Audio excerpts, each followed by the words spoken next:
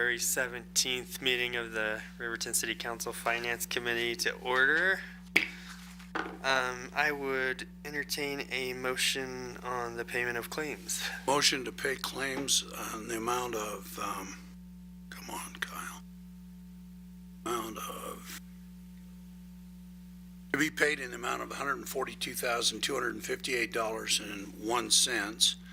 And that's for claims. And then we've got an Elon credit card in the amount of $2,853 and $53.50, and then checks written for payroll / liabilities for February 6th, 2015 in the amount of $291,881.71 for a total of, and manual checks of $4,603.55 for a total of $441,596.77. And do we have a second on that? Second. I realize I skipped the, we were supposed to elect first. Can we do it after? Does it matter? Yeah. Okay, sorry about that. All right, are there any questions on the bills today? I had none. Either of you? Okay. The only one I had, I saw one in there for rental of a backhoe. It was, I believe, on page 5 of 15 or 6 of 24 by the iPad's numbering system.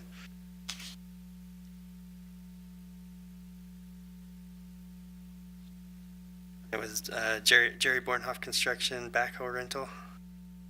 Curious what the nature of that was. Mr. Chairman, I'll have to look into that. I'll let you know. I believe that is related to some of the site work that we did up near the airport tank. But to be sure, let me check on that and I will follow up. Okay, I don't know, it just seemed odd to me. So that was the only one I had there. I guess if there's no other questions. Mr. Chairman? Yes. Mr. Weaver was able to pull the invoice and it was for work on Airport Hill. The reason being is they were already mobilized there doing some site work. We were able to utilize their equipment. It was a little bit better than ours. I'll take it together. All right, thank you. All right, so if there's no other questions, all in favor? Aye. Aye. Any opposed? All right. Any other business for us tonight? I guess at this point we should probably do the election of the Finance Committee chairperson. So, Mr. Chairman, you can just have someone make a motion if who they elect to be the chair and just get a second. Mr. Chairman, I nominate Jonathan Fabian. Second. you're so kind. All in favor? All right. Any call? All in favor of my continuation as the finance chair. Aye. Gonna abstain from this vote. All right. All right. Thank you very much. I appreciate that. All right. Any other business for us tonight? Yes, Mr. Chairman. Mrs. Bolander is going to go over these operational Oh yeah. summary of all funds and Thank you. Mr. Chairman. Oh yes. Thank you. Please. I would love to hear from you. And also, just real quick, the last 2 pages on this is that of the Finance Committee report. That was that report that we had discussed. Is that correct? Yes. Okay. Did you not get that? No, I got it. I was just making sure that I was seeing what I thought I was seeing. So. Okay. All right. Thank you. So, Your Honor, what we try to do when we have a new council and relatively new members of the council is to find reports that click with you. So last week I presented Mr. Fabian with 3 different reports that we pull out of our Black Mountain software system for an accounting perspective. One of them included assets and liabilities. One of them had a little bit more detail. This is one that he liked because If you look on page 1, it shows the revenues and expenditures. So on the very first page, now this is all funds. This is in the packet, right? This is in the packet. Yeah, sorry. Have it in the packet? At the very end of the packet is where we're at. Very, Yeah, it's like 23 of 24 yes. on your iPad. Okay. So this is all funds, and if you look at this where it says expenses, the mayor and council is account center or cost center 41010. And so for you to look at that, you can look at the current month, we spent $6,204.77. Current year-to-date amount, $72,948.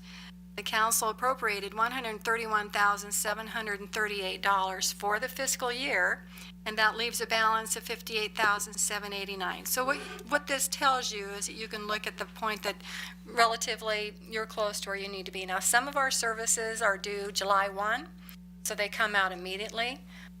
Contract for services come out quarterly, so it's kind of hard sometimes when it's up and down. For instance, administrative services. We have, what comes out? Insurance that comes out the 1st of July every year, and that's about $90,000. And that's not even accounting our liability insurance. So those things come out first, so we always look a little bit high, but if you'd like to look at this report, review it a little bit, and let us know your thoughts, we'd be happy to pull anything else. And if you have, we look at these numbers every day, all day. So if there's something else that you would like that makes sense to you, please let us know, and we'll try to pull the report for you. Mrs. Ballmender? Yes. I had one other thought actually as I was looking at it. Is it possible to just put a percentage line on there by chance that just shows like where actual expenditures versus budgeted as a percentage as well, or is that not? Your Honor, not on this report. Okay. Now, I can find one. I bet I could find one that, because I know what you're asking. If 66% of the year is elapsed, where are we on the mayor and council? Are you at 72 or are you at 56%? Not that I'm incapable of doing the math, but Right. it is nice to have it in there. Why don't I look and see if I can find something Okay. like that? Yes. On that, for the percentage wise, that, to me, that tells me real quick if I'm close to the cliff or whether I've got a safe distance, and what are we doing to stay away from the cliff? Okay, And that's the reason I would appreciate something like that. okay. It just, I know, gives me comfort. There's nothing worse than lions at the front door and the back door is over the cliff. Okay. We'll certainly see what we can pull for you then. Thank you. You're welcome. So moving on to the second report, I did a little memo for you to let you understand where we're coming from statutorily, and I know I say this a lot, but the governing body can require certain reports that help you manage and have a little bit of financial control over what happens with the city. So you can require any report you'd like from us. So as we stated last week, I think I sent in the finance packet that we're trying different reports. The attached report that you see right now, this one, is the one that we did prior to this month, is we did an operational summary, and that was per quarter. Councilman Baker at the time wanted a comparison of this year versus last year. That gave him an indication, are we high or are we low? We're trying this from a different perspective. What we, as finance people, would like you to probably zone in on is where are we from a fiscal standpoint? In other words, are we high or low in accordance with the budget? So if you look at the general fund, for instance, the revenue says, if you look at the little legend, I'm sorry we tried to get this on one page, but the budget is about 6.5 million as far as revenues is the very first box. The green box shows you exactly where we are from actual figures as of today. So you can tell right now that we're lower than 50%. Now, if you go down to the legend, Mr. Larson might like this. The general fund, it says a revenue. Actually, we have brought in 3 million. We budgeted 6.7 million, so we're at 44%. Same thing with expenditures, general fund. We budgeted 6.2 million, we spent 3,000. So right at a glance, you can tell that our actual versus our budget are about 50%. We like to see that because we're at 66% of the year right now. What we take into consideration when we look at these monthly reports is, number one, are there any overexpended line items? 2, is there any changes in personnel? Did they make changes in health insurance? Did we have someone retire? Did we have a huge payout? Are there any unexpected expenditures, like did we have to do any equipment repairs? Is there any building maintenance? Did an HVA system go out or anything like that? And we also monitor fixed costs. So for instance, when we were preparing the budget last year, we included about 10% in our fuel costs. Well, now with gasoline prices down, we know that our projections are going to be high. But what we didn't anticipate was another hike with electricity. And so now our electricity costs are exceeding our projections. I guess what I'm saying is that somewhere along the way it kind of evens out a little bit, but those are costs we just have no control over. So those are the things that we look at when we look at this. This is a quarterly basis. We can do it on a monthly basis if you'd like. It's a real short report. If you would care to have any backup documentation, it's about 5 more pages of where we get the numbers. And so if you'd like that, we'd be happy to give that to you as well. Question. We talked about utility costs and the unforeseen boondoggle of our gas going down. Have we ever checked into, I know the previous mayor used to dig us in the, about, have we done any studies on solar cells for ourselves? I mean, the payout would probably be eternity, but, you know, have we done everything possible to limit our exposure to unforeseen, and that's electricity?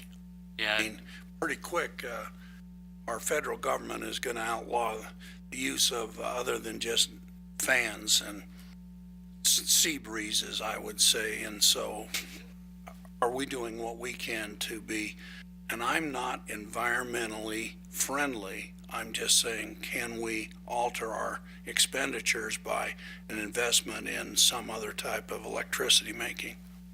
Your Honor, we have looked into that. For instance, the signs that you come in, those are all lighted by solar, because when we looked at the price of trenching and getting conduit over there, it was cheaper to actually go the solar route. So ever since our trip over to Jackson, we've been looking at the opportunities of trying to conserve energy or look at different avenues, particularly with water and sewer. Upgrading some of those variable drives have decreased the costs. But in ways of cost comparison, it's been hard to just say that usually you do that at the time when you're trying to upgrade something instead of doing it midway. Because usually, unless you can get grants for that, it just doesn't pay off. That's what I thought. Thank you. Any other questions? Any other business for us this evening, Stephen? No, Your Honor. All right. Guess with that, meeting adjourned. February 17th, regular meeting of the Riverton City Council to order at 7:01 p.m. And would Councilmember Fabian lead us in the Pledge of Allegiance? And if we could remain standing, I will offer an invocation. Pledge allegiance to the flag of the United States of America and to the republic for which it stands, one nation, under God, indivisible, with liberty and justice for all. Our dear Heavenly Father, we are grateful that we have an opportunity to assemble this evening on the business of the city of Riverton, Wyoming, and pray for thy constant guidance and presence, that we might be inspired to do the right thing and lifted and strengthened as we contemplate difficult issues. We're thankful for the opportunity that we have to serve, for the confidence that the citizens of Riverton have placed in us. We pray that we can meet with their expectations, and we ask this in the name of Jesus Christ. Amen. Amen. Would the city clerk please conduct the roll call? Yes, Your Honor. Councilman Martin Canan. Here. Councilman Jonathan Fabian. Here. Councilman Lee Martinez. Here. Councilman Kyle Larson. Here. Councilwoman Holly Gibbon. Here. Mayor John L. Lars Baker. I'm here. The chair would entertain a motion to excuse Councilmember Bailey from tonight's meeting. Honor, I'll make a motion to excuse Councilman Bailey from this meeting. Second. Thank you. It's been moved and seconded. Is there any discussion on that? All in favor? Aye. Are there any opposed? Thank you.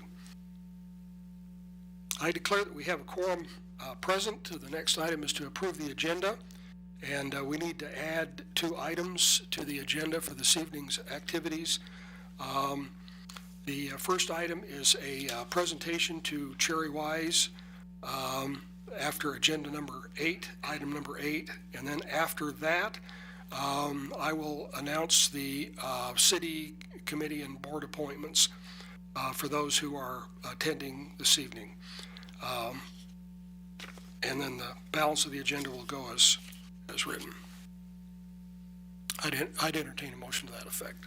Your Honor, Go ahead. I would move to approve the agenda with the recommended changes. Second.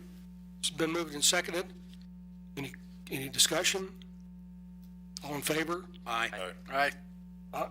Mayor votes aye. The agenda has been amended and approved. This is now time for communications from the floor. Citizens' comments. Anyone in the audience wishing to address the council regarding an item that is already on the agenda will be given an opportunity to speak at that time. I would ask those individuals who wish to address the council at this particular time to approach the podium and identify yourselves for the record.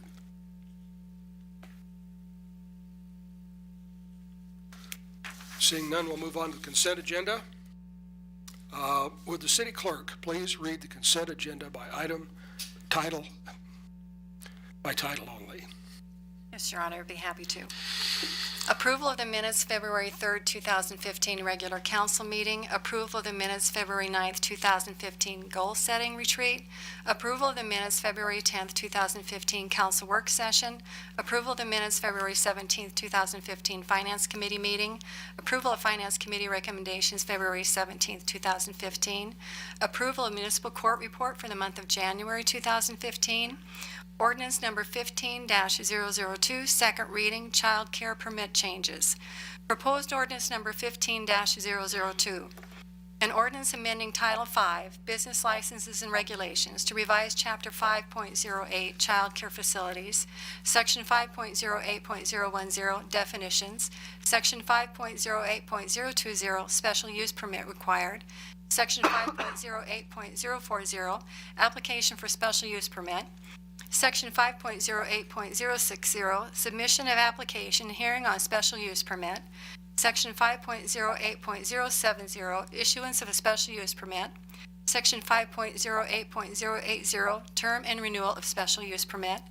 Section 5.08.090, complaints and hearings.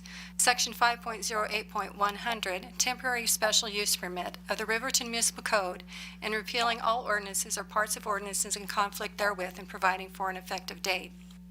Ordinance number 15-003, second reading, home occupation permit changes. Proposed ordinance number 15-003. An ordinance amending Title 17 zoning to revise Chapter 17.20, accessory uses, Section 17.20.040, home occupation of the Riverton Municipal Code, and repealing all ordinances or parts of ordinances in conflict therewith and providing for an effective date. The City Clerk's Office also received the following catering permit applications. Bar 10 for February 21st, 2015, Ducks Unlimited at the Armory from 5 p.m. to 1 a.m. Bar 10, March 10, 2015, Paint and Party at 214 East Park, 5 p.m. to 10 p.m. Bar 10, March 12, 2015, Paint and Party at 214 East Park, 5 p.m. to 10 p.m. Bar 10, March 26, 2015, Paint and Party at 214 East Park, 5 p.m. to 10 p.m. Bar 10, April 9, 2015, Paint and Party at 214 East Park, 5 p.m. to 10 p.m. And Bar 10, April 23rd, 2015, paint and party at 214 East Park from 5 o'clock to 10 o'clock p.m. We also received one open container permit application. That was from the Cook family for July 17th, 2015 for a wedding rehearsal at Sunset Park from 4 p.m. to 10 p.m. Your Honor, Councilman Fabian. it's the recommendation of the Finance Committee for claims to be paid in the amount of $142,258.01, a loan credit card in the amount of $2,853.50, checks written for payroll and liabilities for February 6th, 2015 in the amount of $291,881.71, manual checks in the amount of $4,603.55, for a total of $441,596.77. The chair would entertain a motion for the approval of the consent agenda. Your Honor, I'll make the motion that we approve the consent agenda. Second? Been moved and seconded. All in favor? Aye. Any opposed? Mayor votes aye. At this time, we have a presentation to chair advise. Your Honor, may I approach the podium? You bet.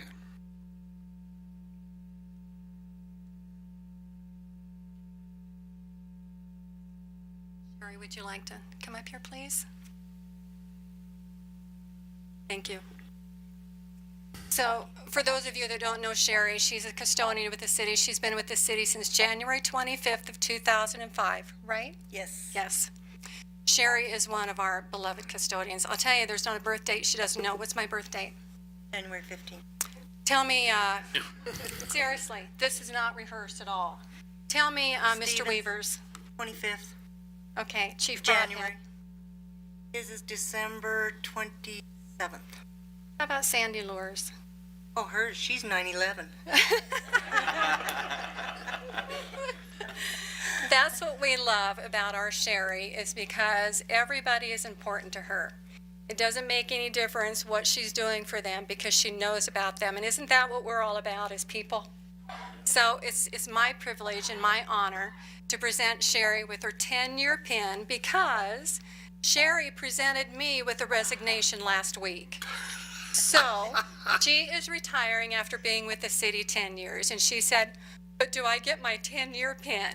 So yes, you certainly do. We are certainly going to miss you. I remember last summer, Sherry, we had 2 custodians out. And Sherry said, hi, Sherry. She said, can't talk to you now. I've got too much to do. And she didn't. And she did the work of 2 people for several weeks in a row. So Sherry, it's been a great honor. Thank you so much for your service to the city. Thank you. I enjoyed it. Thank you.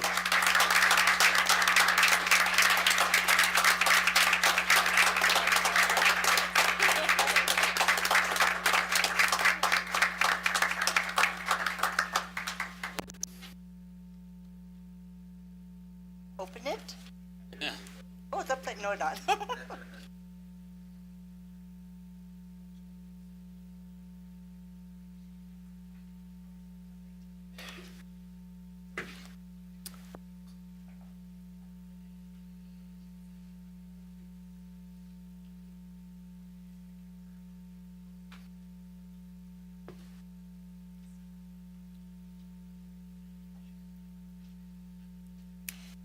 Would you like to say anything?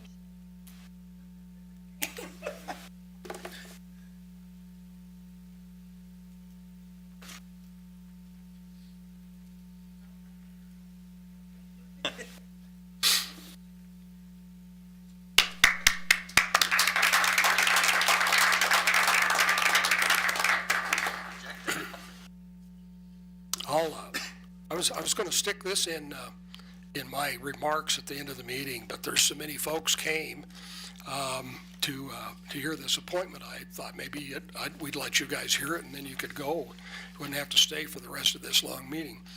And so the city commission and board appointments are as follows. On the planning commission, we're reappointing Sean Tessman, Mark Sennert, and Kim Johnson, who have been serving previously. A new appointment to that board is Sarah Callback for a 4-year term, and Eric Carr as an alternate for a 3-year term. We have some alternates on these boards to make sure that we've got a quorum present. And that way we've got a full number of voting delegates at a meeting. The airport board, how many applications did we finally get? I think we had 13 or 14. 14 people applied for the airport board. We reappointed Bruce Kaminga to a 4-year term, George Wright to a 2-year term. We're trying to stagger these terms, and we have so many people coming off that some of these will be just 2-year appointments. Mick Pryor to a 2-year term, Bob Lebeda to a 4-year term, John Howell is an alternate to the airport board on a 2-year term, and Jim Gores is an alternate appointment for a 4-year term to the airport board. The tree board, no changes there. Rosie Albright, Greg Schwab, and Tom Johnson. So we're thankful for those people who have every year stepped up and enjoy planting trees in the city of Riverton and trying to plan where the next one's going to get planted. And then we have a new committee this year, the Beautification Committee. That's Sherry L. Moore. Jim Gores has served on that in the past as an ad hoc committee associated with the North Federal Reconstruction Project, and he'll be appointed to that committee. And Marion Baker wanted to be on that committee. And so we have 3 people. There's more room on that Beautification Committee if anybody else is interested in serving in that capacity. So that's our committee appointments, and I'd entertain a motion to approve them. Your Honor, I would move to approve the committee appointments as slated. Second. Moved and seconded. Any discussion? All in favor? Aye. Any opposed? Passed. Thank you. The next item on the agenda is a public hearing, consideration of 2015 liquor license renewals. The chair would entertain a motion to open the public hearing. Your Honor, I make a motion to open the public hearing for consideration of 2015 liquor license renewals. Thank you. Second? Second. It's been moved and seconded to open the public hearing. I now declare, all those in favor, please say aye. Aye. Any opposed? Say nay. Motion passed. I now declare that the public hearing is open. The hearing will be conducted in accordance with state statutes and other applicable laws. I would ask that those individuals wishing to address the council to approach the podium and identify yourselves for the record. Is there anyone in the audience that wants to speak on this?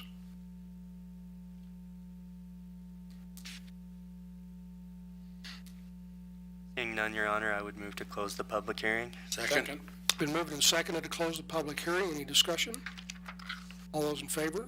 Aye. Any opposed, say aye. Motion passed. Chair, Mayor says yes. Your Honor, could we have the city clerk's report on that, please? Do we need a city clerk's report right now? Yeah, we do before we approve the licenses, don't we? Your Honor. Go ahead. Thank you. Mayor and Council, the City Clerk's Office received 32 renewal applications, 22 of which were retail liquor license, 4 club liquor license applications, and 6 restaurant liquor license applications. This year was the first year the state statute changed from 4 consecutive weeks that we had to advertise to 2 consecutive weeks, plus if you have a website within your municipality, you have to advertise it on your website, which we did as well. As previously stated, we received 32. We are recommending the approval for 31. Does someone have the state statute that I put behind the other item that I gave to you? It's a piece of paper. Mayor Baker.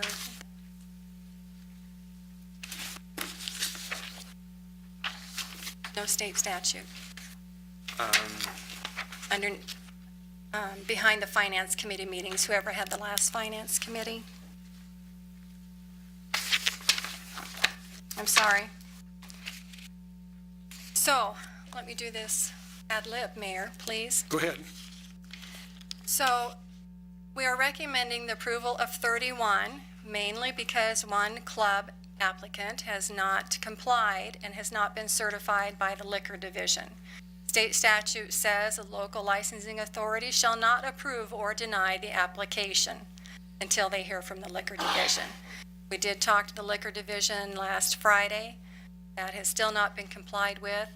So I guess my recommendation would be just to leave it alone until we hear from that applicant. Their application or their license is still in effect until the 1st of April.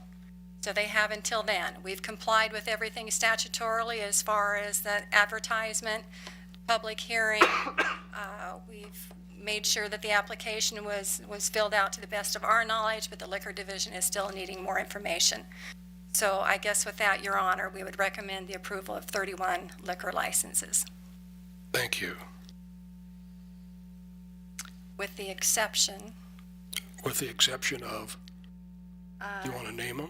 yes, Fraternal Order of Eagles, limited retail liquor license. Thank you.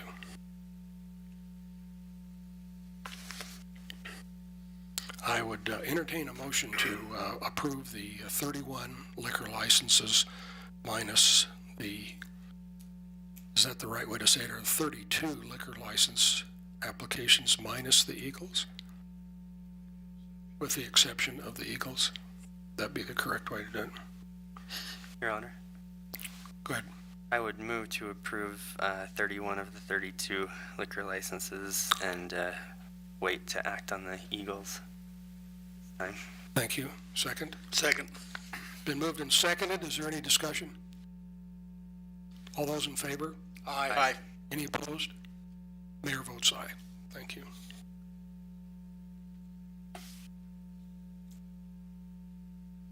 The next item is replat of lots 15A and 16A, Block 25 of the original town of Riverton.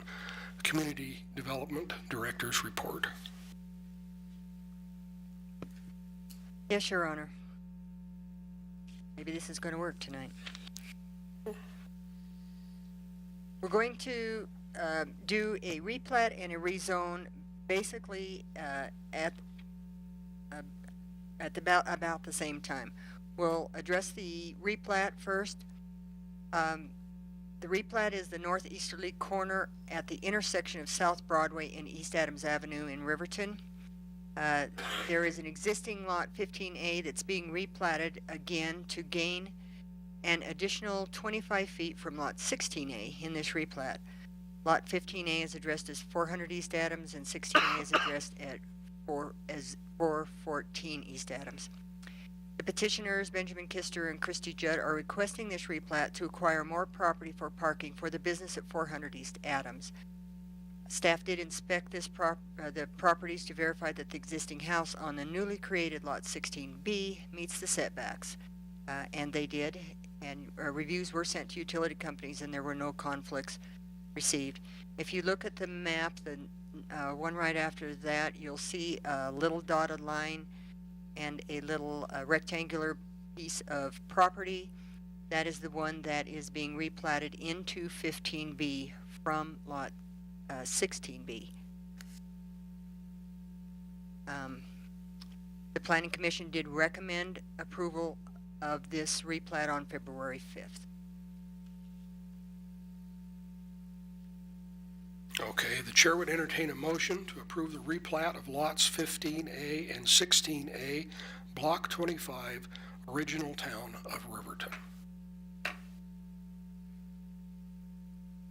Your Honor, Mr. Martinez. I move that we approve the replat of 16A and 16, well, it looks like it's 16B and 16B. It's 15B? 15A and 16A. Block 20. Lot 25, the city of Riverton. Second. Been moved and seconded. Is there any discussion?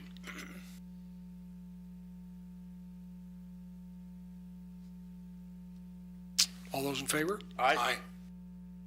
Are there any opposed? Mayor votes aye. Next item of business is...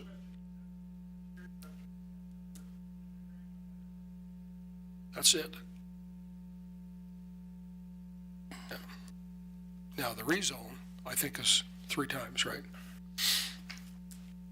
Okay, public hearing. So the next item on the agenda here is a public hearing and consideration of ordinance number 15004, first reading.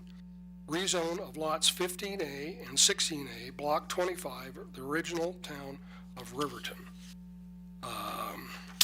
So, Do we have a second report on that, Sandy? Yes, Your Honor. Okay. If I may, please. This is now rezoning that same portion that we replatted into the lot, which will not turn into 15B. The property is being rezoned in conjunction with the replat. For the replat, an additional 25 feet from that existing 16A is being added to lot 15B. This portion before we replatted that is zoned residential B, while the existing business at 400 East Adams is zoned commercial C1. Therefore, we're needing to rezone that little portion of land to match the zoning on the business at 400 East Adams, which would be C1. So that additional little 25-foot piece of property then would be consistent with the zoning at the business on 400 East Adams. Thank you. The chair would entertain a motion to open the public hearing. Your Honor, Councilman Fabian. I would move to open public hearing regarding ordinance number 15-004. Second. Been moved and seconded to open the public hearing. I now declare, all those in favor say aye. Aye. Aye. Any opposed? Thank you. I now declare the public hearing open. The hearing will be conducted in accordance with state statutes and other applicable laws. I would ask those individuals wishing to address the council to approach the podium and identify yourselves for the record. Is there anyone who would like to speak in the hearing?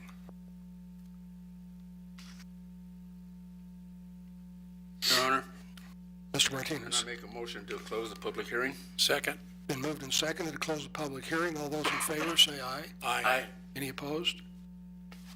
Public hearing is closed.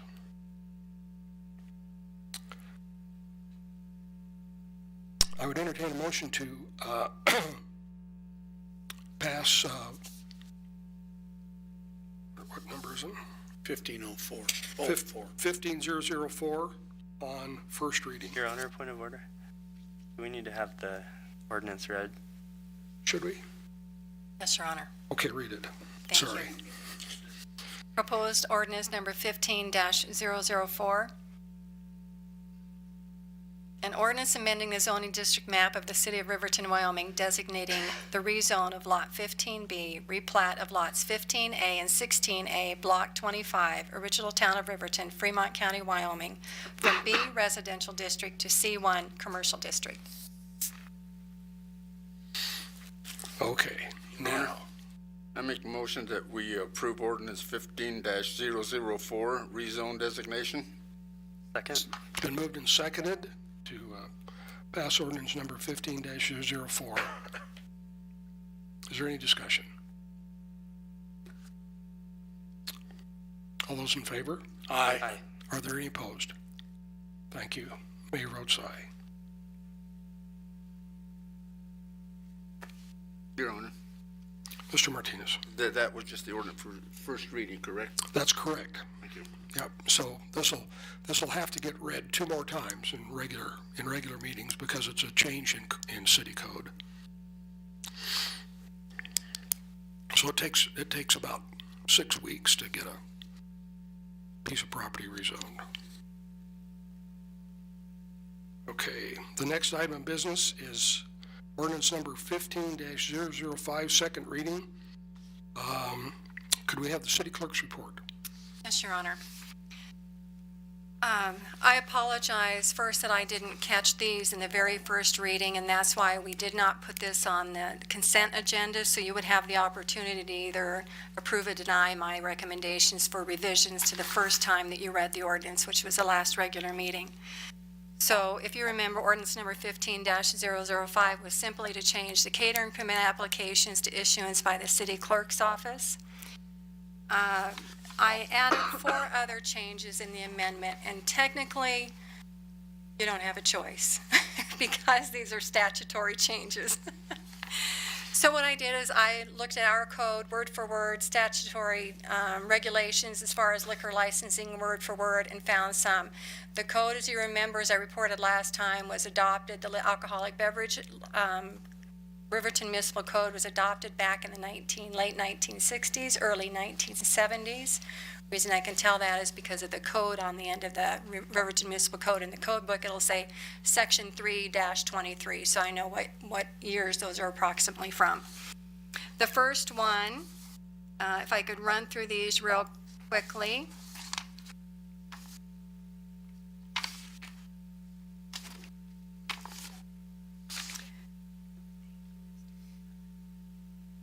So the very first one is statutory change on the advertising. I talked about that earlier, from 4 consecutive weeks to 2 consecutive weeks. And also, if you have a website within your municipality, you have to advertise it on there. Second one was a statutory change from $250 to $500 in non-annual purchase. A non-annual purchase is someone that is planning to put a retail liquor license in, but they're building their building.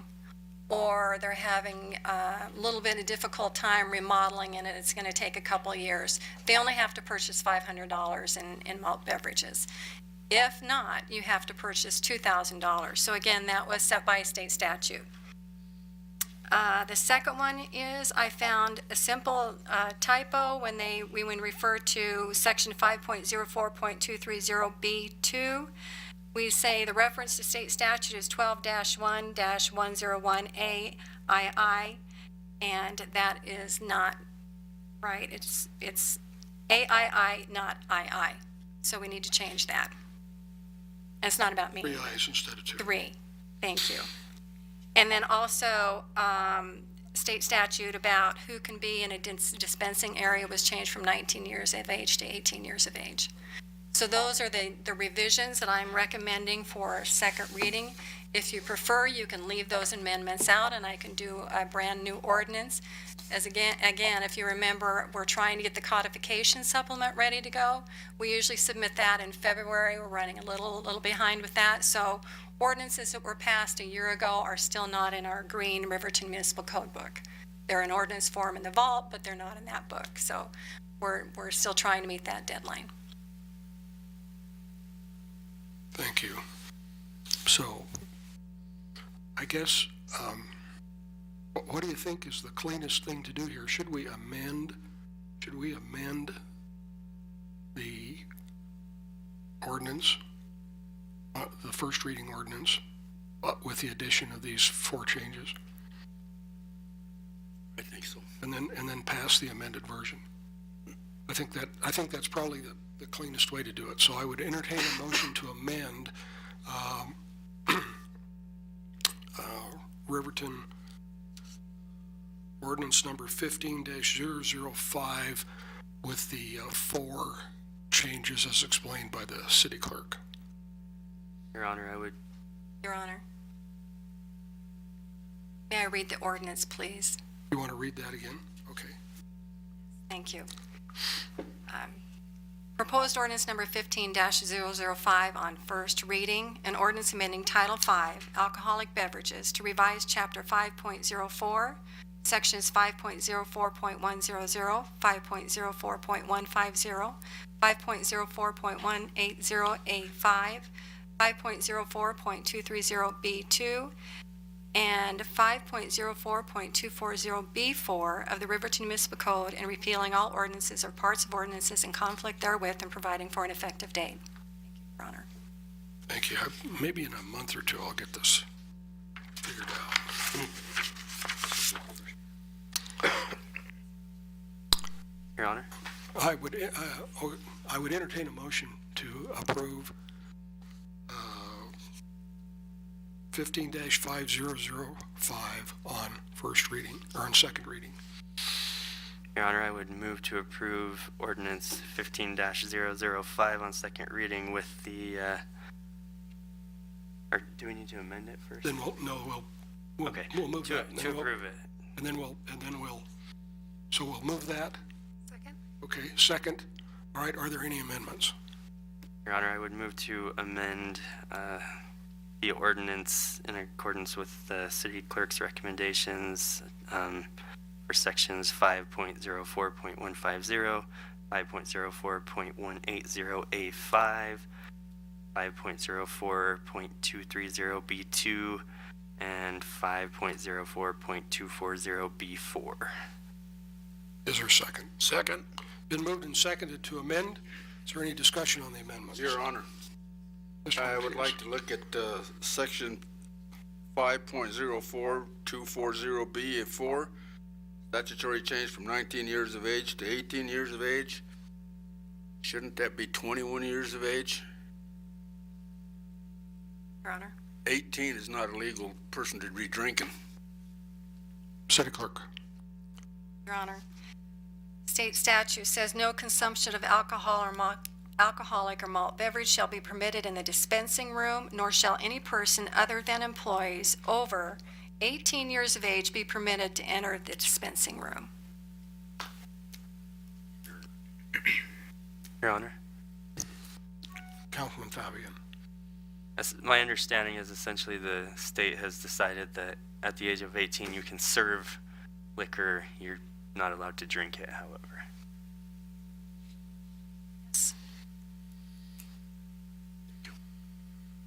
Any other questions or discussion? All those in favor of the amendment to the motion, say aye. Aye. Are there any opposed? Mayor says aye. Okay. We're back on the main motion. Is there any discussion on that motion? Okay, so the motion is to pass City Ordinance 15-005 as amended.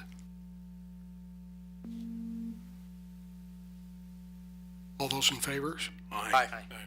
Any opposed? Mayor votes aye.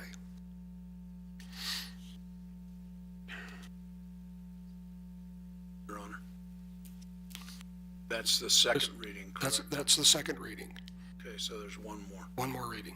Very good, thank you. Okay. Maybe by then we'll have it straight. Yeah, maybe by then we'll have it straight. Okay, the next item on the, don't count on it. The next, Your Honor, Mr. Martinez. before we go any further on that, could we have somebody from the city clerk's office verify that state statute for the state, with the state, to find out if that's correct for 18 to 21? That just doesn't seem right to me. Your Honor. I would be happy to provide Councilman Martinez with a copy of the state statute. Just a minute. Okay, would you like that this evening yet? No, anytime. I don't need it today. Thank you. So we'll get that state statute before the next time we vote. Okay, the next item on the agenda is a report from the Force Committee, a recommendation for paving assessment. Could we have the Public Works Director's report? Your Honor, Mr. Butterfield. thank you.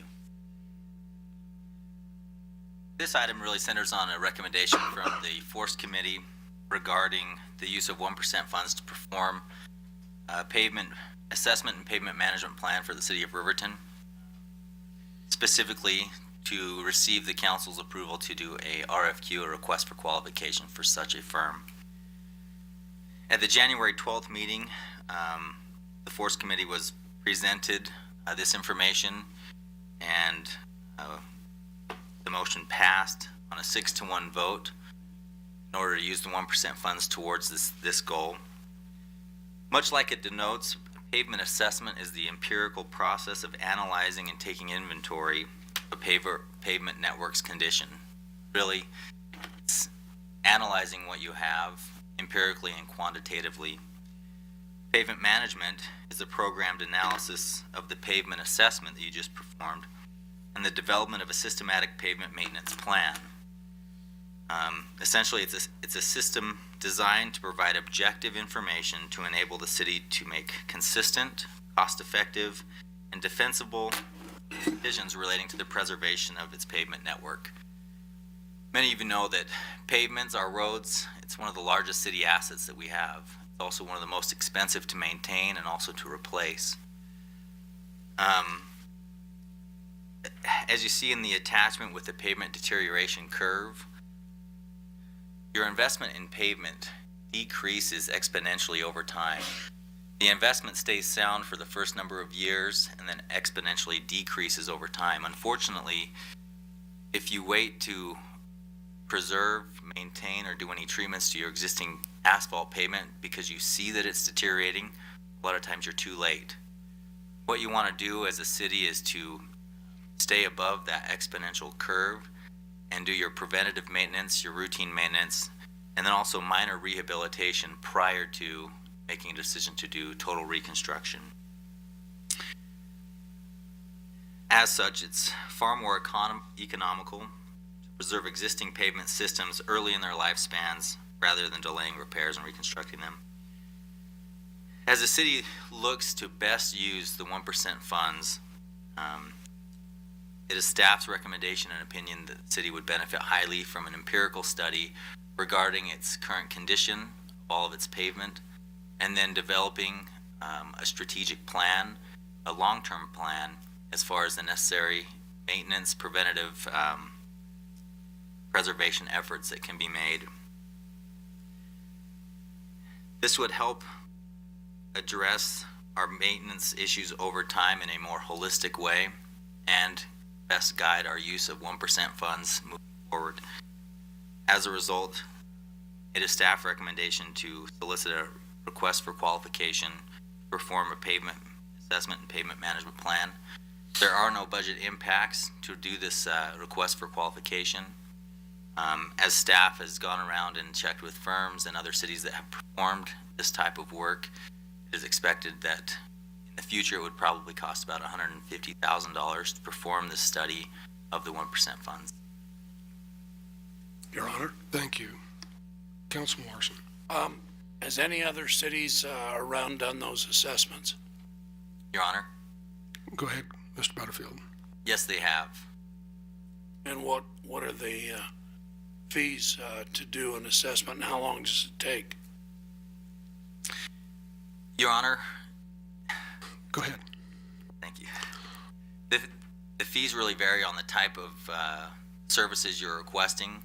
We're requesting the pavement assessment and also the management plan to go alongside that. The management plan will help specify whether an overlay is the best preservation option, chip seal, a slurry seal, a micro seal, a fog seal. There's many different types of rehabilitation practices, and each one has a different cost attached to it. Our goal as a city is to find the most bang for our buck as we preserve our asphalt systems. Therefore, that management plan will help define which practice would best accompany each of our streets. Therefore, when we've talked to different cities, their costs have varied. Some invested around $65,000 to $80,000 in their study. However, they did not necessarily perform each of the services we're requesting. As far as the time frame goes, there are different options when you do your pavement assessment. There's technology out there on the market where you can use a van that drives your city streets, and through a system of radio waves and laser sensors, it can, one, determine the surface condition of your pavement, and then also probe and determine the integrity of your subgrade material, so your road base and then also beneath your road base. Basically, is the dirt strong or is it soft? Is it wet? Is it compromised? You can see also the condition of your asphalt, how thick it is, whether it's dense on the top, whether it's dense below. That would be the quickest way of performing that assessment. The other option is a more, they call it a destructive assessment. It sounds dramatic, but it basically is, you take cores, samples of your roads, analyzing the asphalt, analyzing the subgrade. So you have two different options: the non-destructive, which is using a van type system; destructive. The van is quite faster. The second takes time. It takes lab analyses. So that's a long way of saying I couldn't exactly answer how long this assessment would take. My professional opinion would be that taking the assessment would take a couple of months, and performing the the management plan would require about another month. Thank you. Any other questions? Your Honor. Councilman Fabio. Do we have a very good feel of, I mean, based on maybe some things that are obvious to look at, how far our dollars are likely to go into this process? I guess my hesitation is to spend $150,000 on a study when, I mean, we don't have a guarantee that this 1 cent will be renewed. And if we already have enough good working knowledge to move forward with what we have, I wonder if it's that smart to spend the money here rather than just getting it on the street. Your Honor, Go ahead, Mr. Butterfield. that is a legitimate concern. My response to that would be, we're looking at 10 years down the road. And the investment that we put towards taking empirical data and putting it into a program where we can systematically address our needs over time will save us money long term. Right now, we've never performed any type of empirical pavement assessment or management plan. We've guided our pavement maintenance by a visual check and basically our years of experience as a staff. The problem I have with that is you go around and you select the worst places to invest in your asphalt, you're ignoring the other areas that look good right now, but they're on the cusp of degrading and going down that exponential curve quite quickly. Therefore, in my opinion, it would save us money over time because we're beginning to address some of the conditions that look good now, but we can plan them out in the future and start this systematic maintenance. I would hope that the 1% fund does get revoted and we can use that to benefit our community moving forward. I think it's a great thing that our citizens have voted to provide our city. But if it does not, this pavement management plan will be in place to help direct our efforts once those funds become tighter without the 1% availability. And we can then get more bang for our buck because we've had that empirical study. Your Honor, can I follow? Go ahead. So my next question then is, if we do the plan, we get it in place, what's its shelf life? I mean, how good is it? I remember a concrete project where plans went out and it wintered over and then things changed significantly. Is that how these types of plans, I mean, are we going to need to redo it on an annual basis? Is it good for 10 years? What's it look like? Your Honor, Go ahead, Mr. Butterfield. we'd have to treat it like a living document.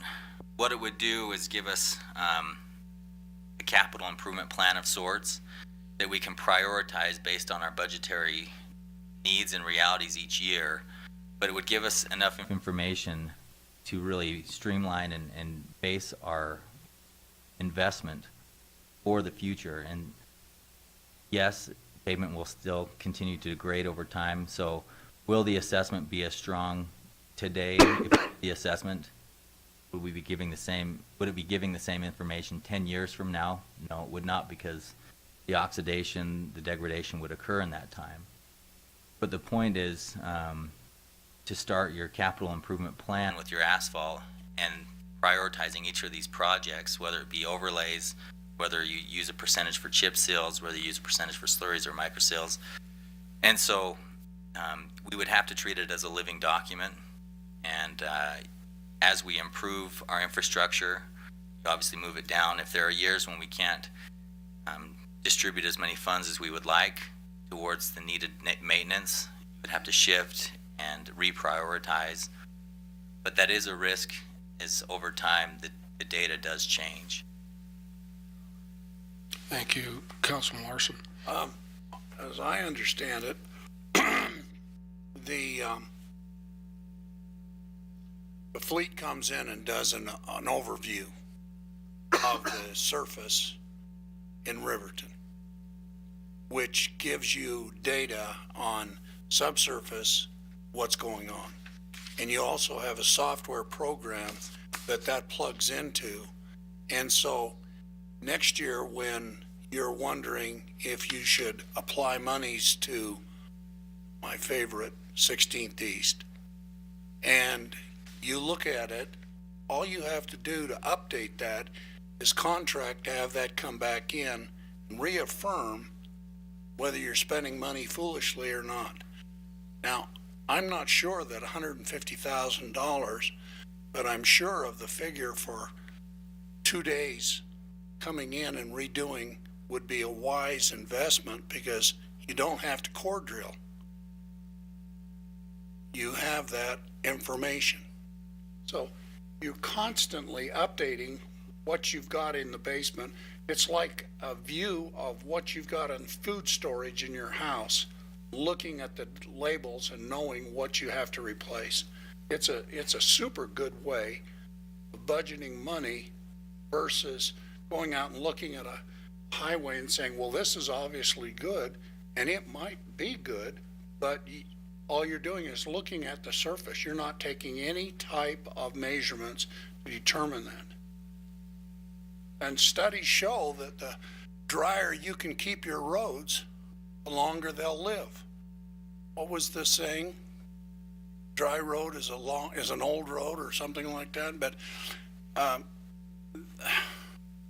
spending money wisely is important, but spending money with knowledge that you are constantly updating what your roads are, that's at 1%, and that proves that you're using the money wisely. Any other comments?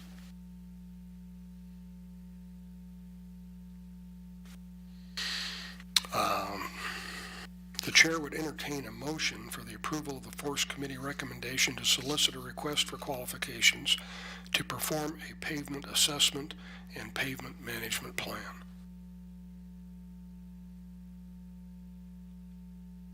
Your Honor, I make a motion that we approve the force recommendation for pavement assessment management. Second. It's been moved and seconded. Is there any additional discussion? I might add that this discussion that we had here around the table is exactly the discussion that the Forest Committee had, isn't it? And the reason that one guy voted no is because he just thought we should go out and start moving down the street. Yeah. All those in favor say aye. Aye. Any opposed? Mayor says aye. The next motion is the Big Bend drainage consideration, Public Works Director's report. Your Honor. Go ahead, Mr. Butterfield. Thank you. City staff would recommend the City Council accept through transfer of warranty deed the Big Bend Drainage District from Riverton Valley Irrigation District. As you are well aware, this item came before the council at the February 3rd meeting. Just to bullet a few things that are already in your packet and to bring the audience and the listening public up to speed. The Big Bend was initially constructed in 1923. In 1975, it was deeded to RVID, which is Riverton Valley Irrigation. Over its history, the Big Bend was used as a stormwater conveyance system. As part of YDOT's reconstruction of South Federal Boulevard, a storm drain was tied in to drain the highway. During the design phase of Willow Creek Elementary School, it was decided to deposit stormwater generated from the site into the Big Bend. However, as an irrigation district, RVID does not feel they are in the business of operating a system that handles stormwater and therefore does not plan to allow Willow Creek Elementary School to discharge their stormwater into the system. After several discussion points from last week, a few items came to the forefront, and maybe we'll spend this time discussing those. The first of which was there was some concern over the capacity, the condition, and the impact on the Willow Creek School construction. To address some of these briefly, the city has a requirement, and it's a pretty much industry standard, to design stormwater systems to handle a 100-year storm event. Therefore, if we assume control of the Big Bend drain system and we want to use it for stormwater, it's a natural question to ask, can it handle the 100-year storm event? While staff did not have adequate time to perform a full hydrology study of the Big Bend, it was able to at least compile information in the last week and a half to provide the following professional opinions. The east section of the Big Bend running east of Federal Boulevard, we know that it will be able to handle the 100-year storm event because it has designed to do so with the future project that's coming up. The middle and enclosed section of the Big Bend, unfortunately, we are not able to determine whether or not it could handle the 100-year capacity requirement, mostly because it's enclosed and because we don't know the condition or size of those pipes at this time. The west section of the Big Bend, the section that is most impactful as far as the location of the school, was analyzed, and our professional opinion is that it can handle and accommodate the 100-year storm event except for two undersized culverts. These culverts are 48 inches in size and would need to be upgraded per the requirements of our stormwater master plan from 1981 to a 6-foot culvert and a 7-foot culvert in size. That being said, the system would be able to handle the 100-year storm event because a lot of it is open ditch. What would happen is at a major flood event, there would be some water backing up at each of these culvert locations until they're upgraded. The culverts most adjacent to the school, specifically that running under Monroe Avenue, is an 8-foot corrugated metal pipe culvert and is adequately sized for the 100-year storm event. So for 100-year capacity questions, that west section is doing okay except for those 2 points where we have a 48-inch pipe. Next, when we consider the condition of the Big Bend system, again, we really focused our efforts towards the west section of the Big Bend for the reasons I have already stated. Public Works employees have been working full-time towards assessing its condition. For the most part, the culverts are in good condition as far as their long-term viability. We have concerns about cleaning out the ditch and grubbing it and making sure that it's clear and allows water to flow freely. There are also some issues of sediment getting underneath each culvert and needing to be cleared out. Attached in your packet is the long-term estimate that staff has prepared. Now again, I want to highlight this is long-term. Many of these improvements would not be required to take place for several years, a number of years to come. However, to be responsible, we wanted to put that forward to you as we consider assuming control of the Big Bend. For the west section, the long-term investment sits at approximately $834,000. Again, that is a long-term lifespan improvement for those systems. If only the two aforementioned 48-inch culverts were replaced, the estimated cost would be approximately $130,000. Following the February 3rd council meeting, Fremont County School District 25 explored several new options regarding the site drainage for their new school. In light of the information they were able to obtain, they feel they could potentially retain the surface stormwater generated from their site completely at the school without discharging into the Big Bend system. As such, when the council considers whether to assume control of the Big Bend drainage system, I think it'd be fair to say that they can do so without a fear that they're going to be affecting the construction of a school and putting off that time frame and adding costs to it. Last week it was discussed that the potential delay and additional cost for the school if the city did not allow that drainage to occur into the Big Bend would be about $1.3 million. That adds a little bit of pressure in making this decision. Unfortunately, with the new information we have, the council can now consider the Big Bend system without impacting the school site or its construction.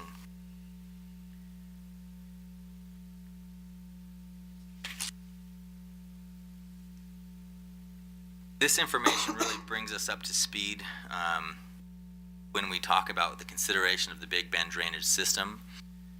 The council still has an option of proposing any type of drainage fee for the school if they would like in relation to its discharge into the system.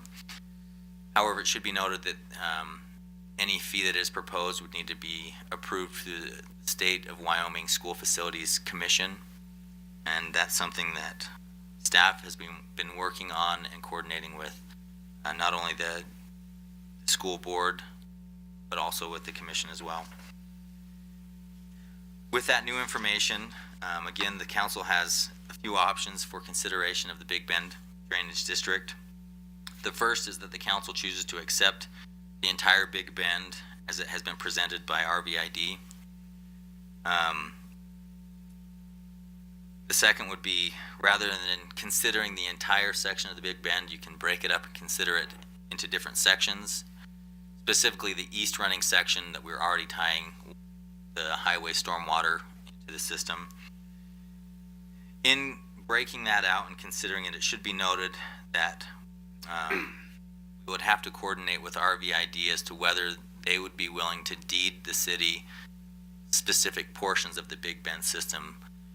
They were transferred the Big Bend system in its entirety in 1975, and therefore they would have to choose if they would want to transfer only portions of it to the city, and would have to be we'd have to go through some administrative processes in order to do that.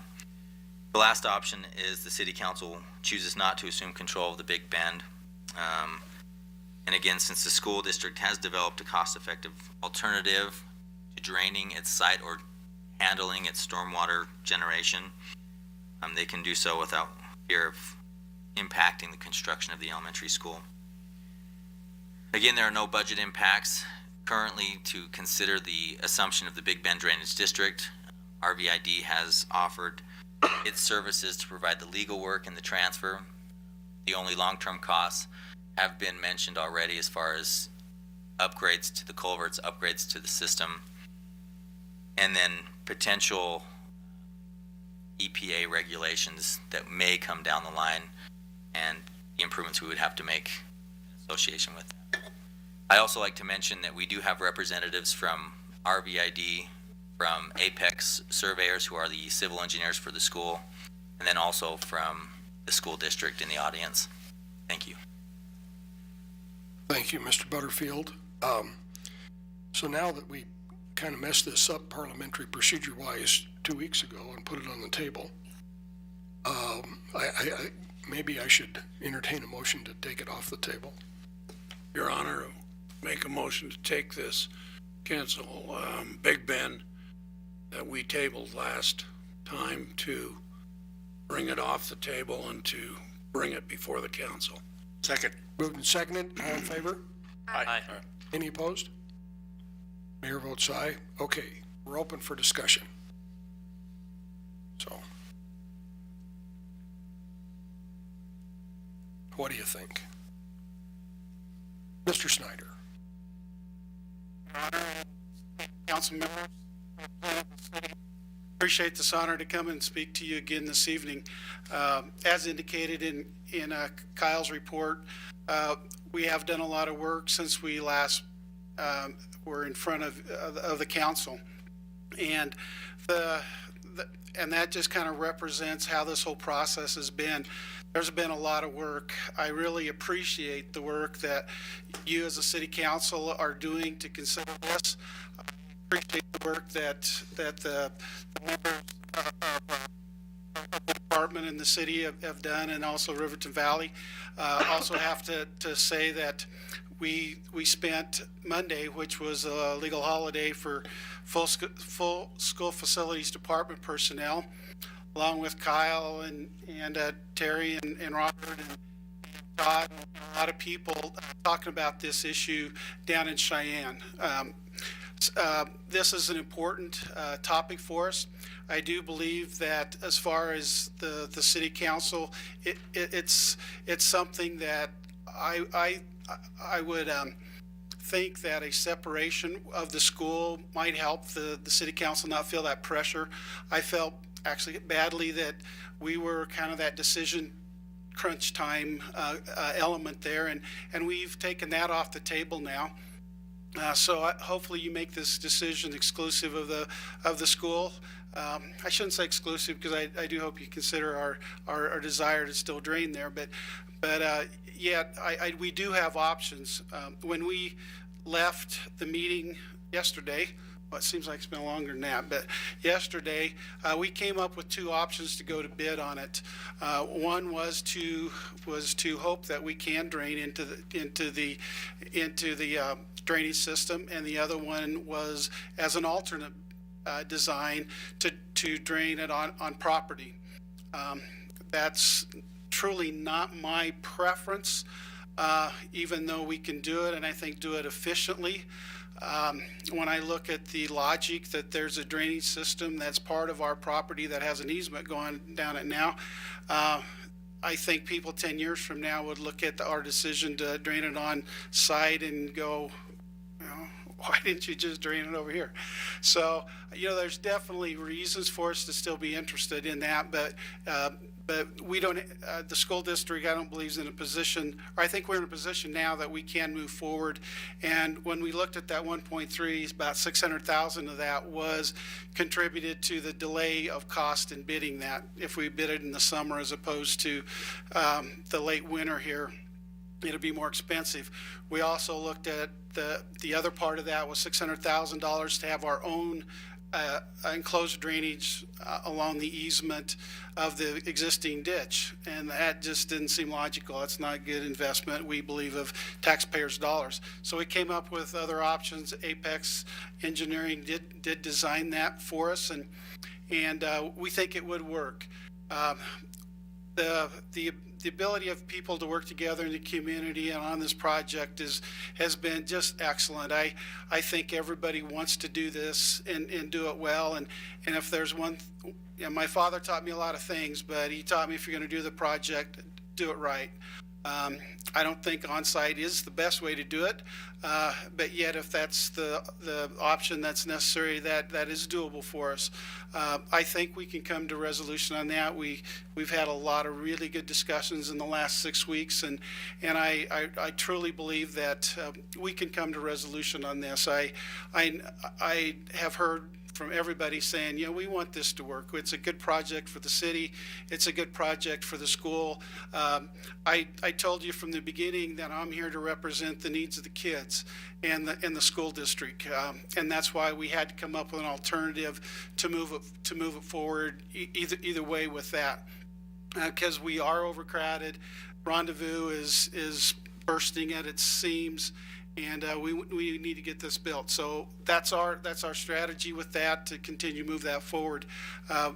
Once again, I sure appreciate your willingness to consider this.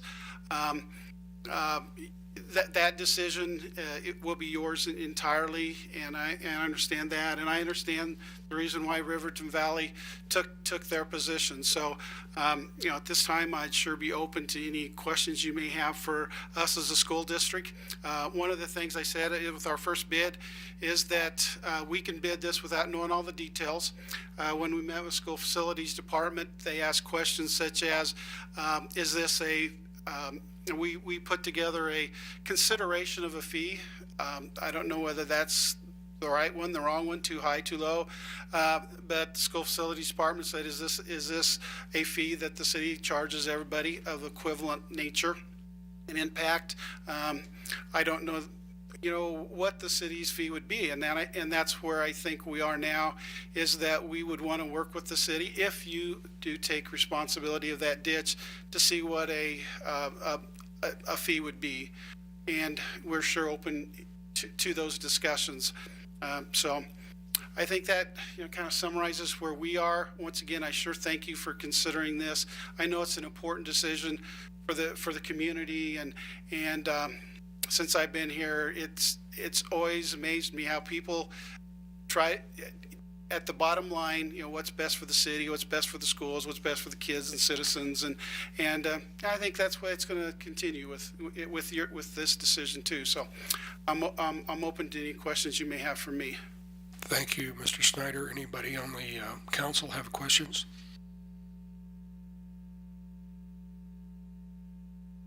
Yes, sir. Thank you. If you have any questions, please let me know, and we'll get the answer to you. Thank you. Any discussion?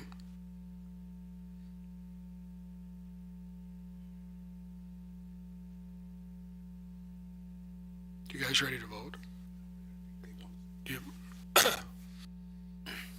Your Honor, members of the council. My name is John Blumstrom, and I'm filling in for Mark White tonight Okay, on behalf of RVID. I don't have anything to add, but just wanted to say if you guys had any questions, I'd be happy to try to field them for you. thank you. Go ahead, Martin. Sir, what kind of a arrangement was made between the irrigation district and the city for the eastern portion when they were redoing South Federal? Mr. Butterfield might be able to speak more to that than I could, if you don't mind. Your Honor. Go ahead, Mr. Butterfield. When considering the eastern portion and the design of YDOT's highway system, the original conversations, from what I understand, was RVID would work with the city and YDOT when contributing that stormwater, and that once we get some of the easements in place, that the city would explore taking over that system. It was also mentioned that if we didn't take over the system, we would take over the full maintenance, the lifetime maintenance of that east running section.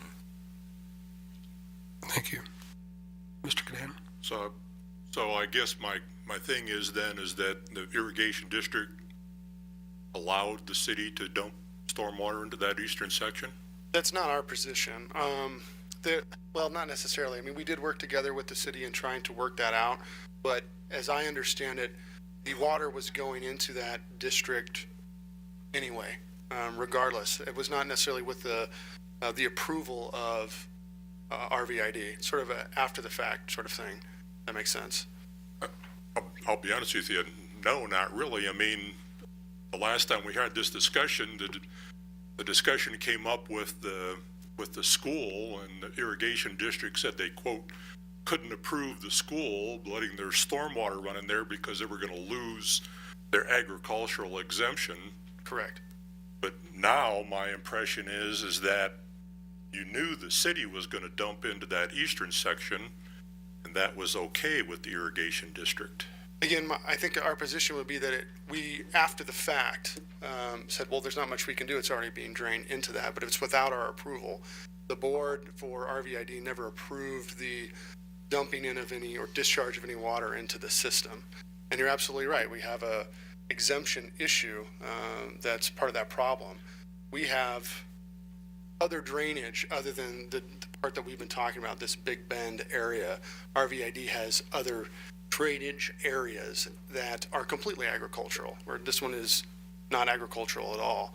And were we to give up that agricultural exemption, we would be forfeiting that protection for those members of the district over there. And we can't do that. Because it would affect us as a whole, not just the Big Bend district. It would affect RVID as a whole. So our other members would be affected. Your Honor. Mr. Fabian? So essentially, as an entity, you're either entirely exempt for every ditch you have, or you're not exempt for any ditch. Is that my understanding? That's my understanding, yes. Okay. Second, has there been any discussion of willingness to part with sections of the Big Bend as opposed to the entirety? I can't speak to that only because the board has not discussed that yet. That would have to go in front of the RVID board, and they'd have to vote on whether or not they would be willing to part it out. At this point, the idea, just in terms of simplicity too, would be to get rid of the whole thing all at the same time. Get rid of it the same way that we got it, through that warranty deed that Mr. Butterfield discussed. Thank you. Thank you. Any other discussion? I guess I'll say something. It's interesting how when you study something, your idea about it changes. And so my first reaction was to the school district was why would a lack of planning on your part create a crisis on mine? And that was sort of, I guess, a spillover from previous contact with School Facilities Commission. And so then as I study that and look at it, I think that's not the issue at all. I think the issue for the city of Riverton is that this is an important right-of-way for stormwater drainage for the city of Riverton. And I think we need to do what we can to secure that. And so that places us in kind of a different situation, in a different light than what we had previously. So I'm thankful for the work that the city staff did on going down and looking at the system and more or less proving it. We do have, evidence, quite a few years of runoff and the ditch handling it fine without any difficulty, and the 30 cubic feet per second that the school would put in would not overly tax that system, and so we can probably handle that. The challenge that I see for us is down the road in the future is that once the city of Riverton comes under the regulation of DEQ/EPA for stormwater discharge, and that isn't today, but at some time in the future certainly will be, we will have to do something on that ditch to deal with stormwater runoff and process it in some way that we can return good water into the river. And so that's a future expense that the city of Riverton will encounter. I believe that's calculated in the $800 and some thousand is to bring that up to that level of performance. And so it's an opportunity, I guess, for us to work with the school district or the School Facilities Commission and at least trying to start a fund that will move us in that direction so that when the time comes that we have to comply with DEQ rules on water discharge, we'll be in a position to do that. And so I guess those are my thoughts. And so do we have a motion that was left over from last? No. No, we don't. Well, I mean, We just tabled. something that we wrote down last week. What is our motion to?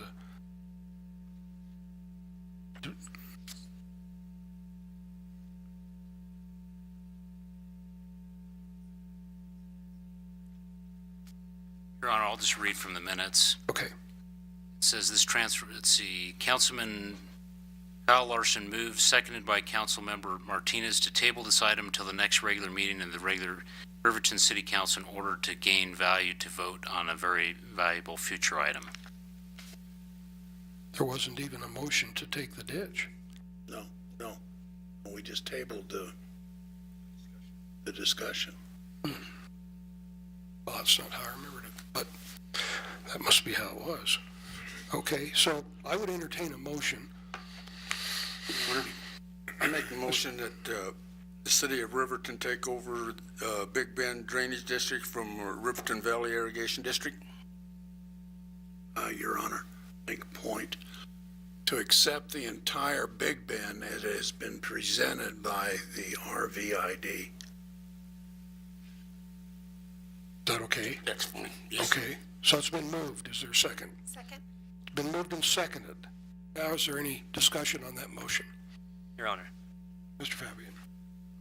does the city currently have any precedent for charging a fee on discharge of any wastewater? Essentially, the school district would be the first. Are there other entities that perhaps should be brought under that we currently allow to discharge, or do we not own the ditches that are being discharged into? Where are we at? Your Honor, Mr. Butterfield? no, there are no impact fees related to stormwater runoff at this time. And you're right, the reason being is because this is a bit atypical. We don't own the Big Bend system, nor do we own a lot of these drainage systems anyway.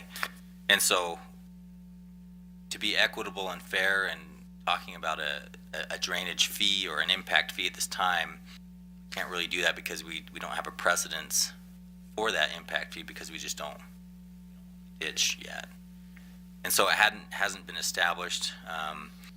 The drainage, one-time lifetime drainage fee originally came about to help facilitate the improvement of the Big Bend system so that the city would feel comfortable taking it on and help the construction timeline of Willow Creek Elementary School.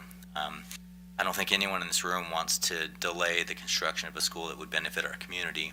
And therefore, when looking at a $1.3 million price tag, I think city staff as well as staff from the school district, we're looking at creative solutions to how we could improve the system so that it would be in an acceptable manner for the council to accept it. So really, when we were talking about that drainage fee, it wasn't necessarily considered as an impact fee. It was more a fee to help facilitate the construction of the school. Thank you. Mr. Larson. Walmart has its own drainage lagoon next door. I would say that Kmart, any large size parking lot, would have the same difficulty in the future. So to say that we don't have anything now is probably correct, but in the future, when large amounts of runoff occur, somebody is going to have to pay for that. And most likely, I would say Walmart would be happy as a seagull in worms to get rid of the responsibility of carrying on for that, and the same with the rest of them. And because we're going to, at some point in time, we will be monitoring our discharge. Just that simple. And that's going to be a cost and a benefit. So I'm not proposing that we do something now, but I'm saying in the future, it will be part of the scheme. Thank you. Sandy, do you have a comment?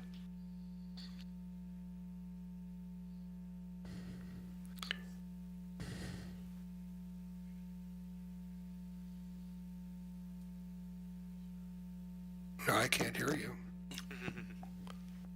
Yes, Your Honor. Now we Oh, got it. now you're on.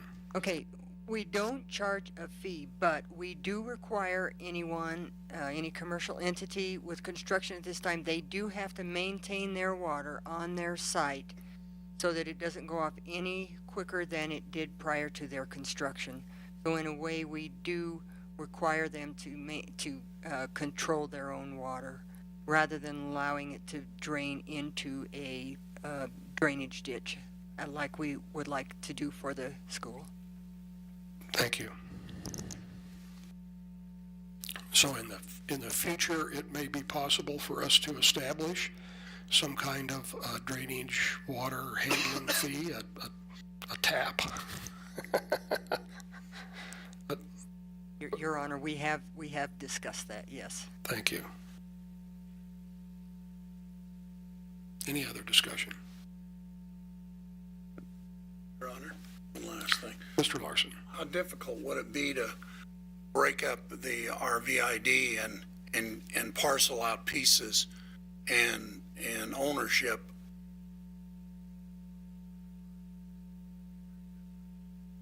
It's just not something you can readily do, is it? So it's really a best an all or none. And if it's none, that means no discharge because you don't want to lose your agricultural permitting. Okay. Thank you. Your Honor. Mr. Fabian. So, I feel like, to me, it's obvious that this is likely in the best interest, long-term interest of the city. It gives me one other question, which is, are we now setting a precedent because we do currently, we're looking at discharging into ditches that are owned by other agricultural entities or other stormwater handling. Are we setting a precedence where as soon as the city dumps in the ditch, it's our ditch? I guess that's, I don't know if that's more of a rhetorical question or what, but it's a concern I have. If we go down this rabbit hole, how far is it going to take us?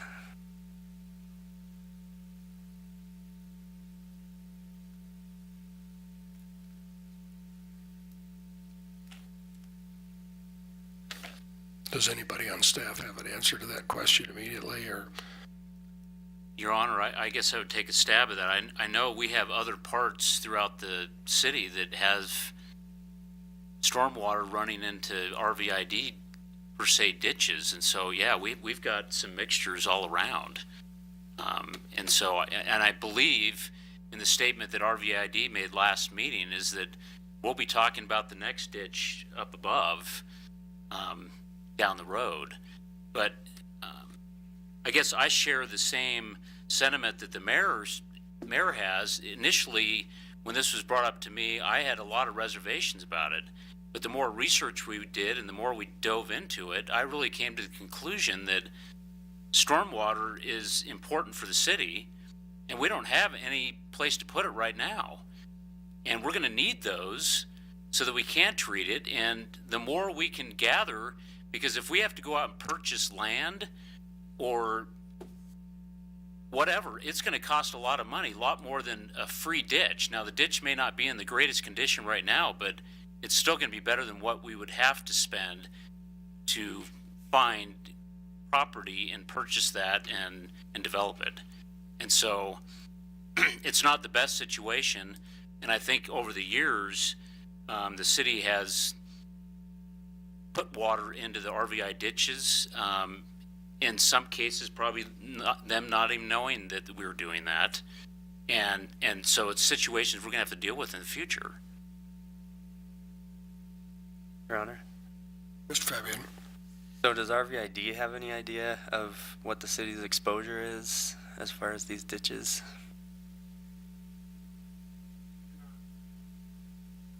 No, they don't have any idea. We don't,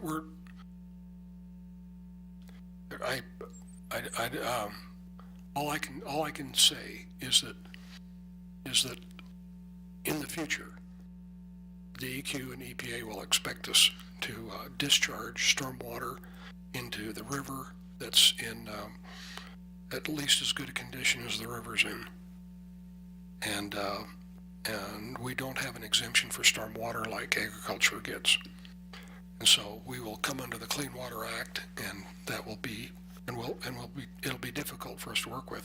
Now, that said, I looked at the permit system for DEQ, and there's a possibility of grants and loans for 100% of the construction cost.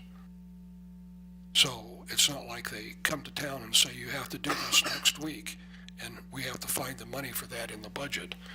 We do have, they bring some money to the table with them when that happens. And so we look at this ditch and maybe $800,000, but that's something that we can do piecemeal over time and associated with other construction projects, so that we're not really looking at having to write a check for $800,000 at any one particular time. Instead of that, it'll come in pieces. And when the price is too high for the city to deal with, then we'll have resources with DEQ to support the construction. So it's not like we're biting off a huge thing that way. But then, if you look at the way the water runs out of Riverton, I mean, right now the highway department's talking to us about a stormwater system along North Federal, which is going to discharge into the big drain behind Walmart. And so then, that's a RVID drain. So at some point in time, you see, we'll wind up having to take that over. So I see this as something that's, coming at us, and this is an opportunity. I'm convinced it's an opportunity, because the right-of-way is valuable. Far more valuable than the cost of the maintenance of the ditch. Mr. Martinez. I see this as a good deal for the city of Riverton, because down in the future, we could run into some big problems of discharging storm water. We wouldn't know where to put it, and like we said, we'd have to buy something, or buy right-of-ways or ditches or something to get rid of the water. Thank you. Any other comments? All those in favor of the motion, vote aye. Aye. Any opposed? Mayor votes aye. Your Honor, Mr. Larson. that means that we accept from RVID the Big Bend as given to us on that, for sale. Yes. Very good, thank I you. believe we have do we have a warranty deed in hand? We have a warranty deed in hand. All we have to do is file it. Your Honor. So at this point, I assume the city will begin negotiations with the School Facilities Commission regarding that discharge? Or? Yeah, maybe we should talk about that as another issue in the next week or so, and see what we can do along that line. It may be that the School Facilities Commission is hit the nail on the head when they say we haven't done it in the past, but in the past we haven't had any mechanism to handle the stormwater. Now we have a mechanism to handle stormwater, and so we should be able to say something about the value of that utility.